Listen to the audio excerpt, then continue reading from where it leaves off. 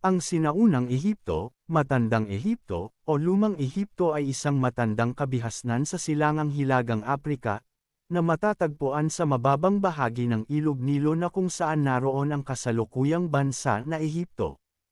Nagsimula ang kabihasnan noong 3150 BC, kasama ang pampulitika na pagsasama ng mataas at mababang Ehipto sa ilalim ng unang paraon, at umunlad sa mga sumunod na 3 milenyo.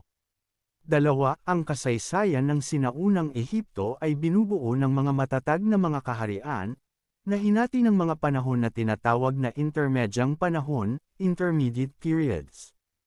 Narating ng Ehipto ang kanyang tugatog sa panahon ng bagong kaharian, sa kasagsagan ng panahong Ramesside.